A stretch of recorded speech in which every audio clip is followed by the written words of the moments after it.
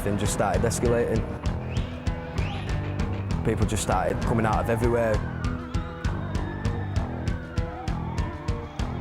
MSN, Bebo, Twitter. Get on Facebook, send a message, get down to Manchester. Hoods up, masks on, just going absolutely crazy.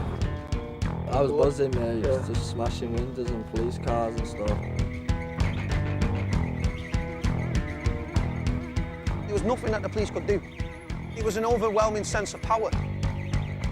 On the 9th of August 2011, the mob took control of the centre of one of England's biggest cities. This is their story. 2 weeks on from the violence which consumed Manchester, Britain is still coming to terms with how quickly civil society broke down up and down the country. Who were the rioters? Who were the looters? And where did they come from? We came to Manchester to find out.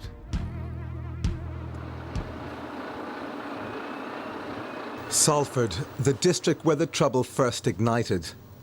Jamie Dorrington told us everyone was watching what was happening in London, that a distinct sense of unease had been building all morning. Everything just started escalating. You know, people just started coming out of everywhere, shops, you know, coming out of their homes, hoods up, everything, you know, people running up the subway, smashing bottles. I mean, look at the state of it down there already, you know. And that's a couple of weeks afterwards, you know. You've got people trying to rip shutters off Tesco, you've got people trying to rip shutters off Subway, chemists getting broken into, you know, everything, just every little business. And really. who was doing it? Everyone who lives around here. Jamie watched in amazement as hundreds of men, women and children descended on the shopping precinct, many setting out on a path of destruction. Jamie received message after message asking him to join in. He didn't. Police were attacked, as was a cameraman making this recording.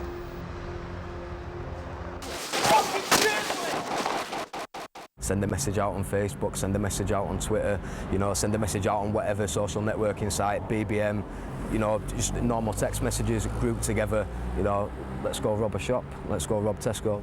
Now, when we say everybody was kind of doing it, are you talking like mothers and fathers and uncles, you know, saying, you know... It's talking about families pulling up in cars and filling the car boots with food and filling the car boots with whatever they can take. But the majority of the people were 14 to 25-year-olds running around, hoods up, masks on, just going absolutely crazy. And there was no sense that race was involved. This is a predominantly white area. Yeah, to be honest with you, the majority of it was white people. You know, there weren't any black people who were around here rioting, you know, there might have been the odd few, but it was white people. And why were they doing it? Was it anger? Was it poverty? Was it just a day out? Anger, poverty, because they could. Greater Manchester Police drafted officers from all over the city to combat the violence in Salford. Drivers panicked as they tried to escape the anarchy. It took police nearly 4 hours to stabilise the situation. The trouble here sucked in a huge amount of police resources and numbers, leaving the centre of Manchester very vulnerable. It wasn't long before people took advantage and the anarchy spread like wildfire. 2 miles away, crowds began gathering in Manchester's Piccadilly Gardens. Trouble seemed inevitable. Everyone we spoke to emphasised how rioters used their phones to connect in advance of the disorder. Go out, get on the phone, get on Facebook, send a message, get down to Manchester, send to every contact in your phone book. And I think that's what happened, to be honest, because there was no way that that amount of people got down here that fast. At 5:20, it arrived. People stormed up Market Street, forcing shoppers and commuters to run for cover. Move away! The Arndale Centre, the commercial jewel in the city's crown, came under siege. And the police just managed to push them back. But the mob, including children, was by now hundreds strong, some say thousands. They broke into shops, attacked cars and targeted police. Fire engines drove past arsonists. Looters flaunted their stolen goods in front of lines of policemen. The extraordinary and unpalatable truth is that for 12 hours, one of the country's biggest and most important cities was lawless and out of control. Your adrenaline must have been pumping. Cody Lachey was caught up in the frenzy. An ex-soldier, he served 2 tours in Afghanistan. I've seen a lot of stuff in my life from being in the army stuff, but I'd never seen anything like that night. It was when you go to war, there's rules. Here there was no rules. It was take what you can get what you can take, and if it's not literally tied down, take it. He says he didn't loot, but he admits that he was part of the mob. People were running in every different direction. People were running in, people running away, different directions. People with handfuls of stuff, people with TVs, people with bags, people dragging suitcases which had looted. It was mental. It was carnage. It was complete and utter carnage. So, you know, you were surrounded by looters. Some of them were your mates, right? Yeah, you know, of course, yeah. You're saying that it was so lawless that looters were presenting and taunting police officers with their stolen goods. Yeah. Normally, any other day, they would run away. But that day, there was that many of them and stuff like that. The police didn't have the power, the people had the power, and the people were turning up to the police and going, listen, look what I've got. People standing there with bottles of vodka that they'd looted and stuff like that, drinking cans of beer, soft drinks, whatever. They were just standing there to the police going, fuck off, like that. Seeing them there, TV under one arm, dragging a suitcase like that, standing there, what are you going to fucking do? And there was nothing that the police could do. And it was an overwhelming sense of power. We asked Cody to take us to some of his friends who took part in the looting so we could find out what happened and challenge them on whether they felt responsible for their actions. He was just a part of a big mob. He's just, I don't know, just cause as much trouble as you can. And who organised it? Was it a collective, a community? All of it was on Facebook. Yeah. That's it. I think of kids getting together. Then it's come together. If it wasn't for Facebook, people wouldn't be able to. If it wasn't for the black, but for anything with a chat line, it got round. MSN, Bebo, Twitter, anything, it got to that. All went round. Well. Everyone's got together in town, and it's just kicked off. No one's just lead it. It's a load of kids and that have just got together. It was a lot better than sex. It was better than anything. You just couldn't describe it because you was in the atmosphere, and you knew it might not happen again, so you could just do it then and get away with it. Because I was just chilling first. The windows go through, just put me straight up, belly on, in shops, and just went from there. Every shop got taken out, so I started to join in, get what I want. And what did you get? Me, I got a TV, enough money, jewellery, clothes, and that's it. Was the door open? Were the windows smashed, or did you smash them? No, we ripped the shutters off. Ripped the shutters off, got in them open, took some stuff out of it. And how did that make you feel? How did that make me feel? I was buzzing, mate. Just smashing windows and police cars and stuff. And it must have felt, you know, very commanding and powerful that you could smash a window, grab a TV, and know you could walk past a policeman and nothing would happen. Yeah, because there was too many of us. They wouldn't have just jumped one of them because the police would have just got jumped on. Yeah, you're walking off with a TV. It's not just one of you walking off. There's a big group walking away with TV, so you know they're not going to stop you. And did you walk past a group of police officers with TVs and things in your hands? Yeah. People were brazen. People were very brazen. There was people without masks and ballies on that were running in and out of shops because that night it was like he was invincible. What's that? I will remember this. Something to tell the grandkids, Yeah, something to tell the kids when I'm older. Every time I just go back into town, I'll just think the shops got smashed up in 2011 by all of us. Just laugh about it every time I go back in there. There was no concern for the victims.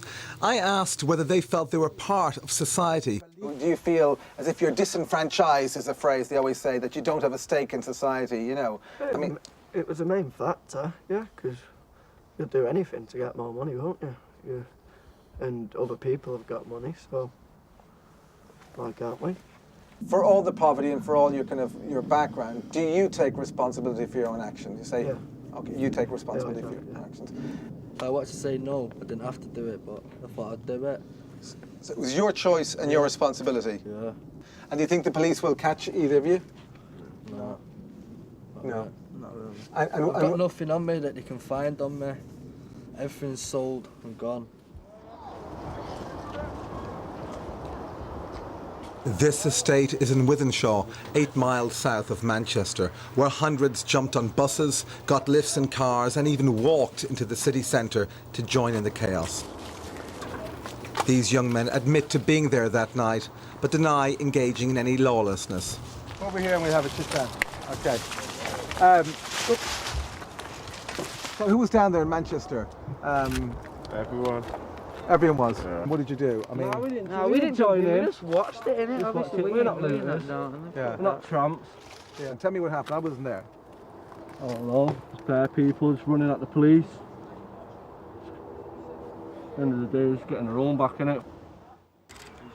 This is also the very place where David Cameron came in 2007 to talk about the broken society, and where his photo opportunity was memorably ambushed by a local hoodie, Ryan Florence. Now David Cameron has said that pockets of society are not just broken, but sick. People, the Prime Minister says you guys, you represent the broken society. That you know, is society broken? No shit, mate. I mean, but guys, Once he gets off his ass and gets round the estate like you're doing now, talking to us instead of just slagging us off and giving us bad names, then we'll start listening to him. But till then, tell him to fuck right off, mate. But he was down here before. He was down here in 2007. Yeah, no, in Florence. But he says you don't have any values, you don't know the difference of right and wrong, and he says you do this because you come from dysfunctional families and dad isn't around, basically. So what? And what does your dad think about, you being involved in kind of some of the activities, some of the things which hit the screens? The looting, basically. Life, innit? Got a new TV, it'd be sweet, mate. Money life. When they say parents aren't controlling their kids, right? So, okay, listen. Nah, listen, my mum and dad were strict people, mate, and they still couldn't stop me doing what I was doing. Serious, and they tried their hardest. It's not about the parents, it's about how the kids want to do it, you know what I mean? Say if your son wanted to go and burgle an house now, what could you do to stop him? Nothing, mate. Yeah. And so if I said to you, you're filming me, that's all good, So but if you tell me, I mean, how could, if you weren't listening to your parents, is that the sense that you've no respect for your parents? No, it's not that I've got no respect, it's just it's a different day and age these days, isn't it? They were all growing up in the old school, as they say. It's different day and age now, isn't it?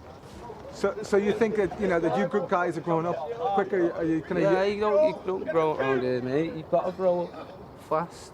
So too many men are on drugs or getting money to get drugs, mate. So is that too many adults on drugs or kids? Yeah, everyone, mate. Well, if you're going to distill parts of what they said, it comes back to the old sense of deprivation, drugs, criminality. But it's interesting that one of the guys said that the parents were strict. That they try to keep it in check, and it didn't work because kids are becoming adults an awful lot quicker. For many I spoke to, the riots were about power, about an opportunity to challenge the rule of law, and about excitement. There was no remorse. Many of these young men weighed up their options and the consequences and decided they had nothing to lose.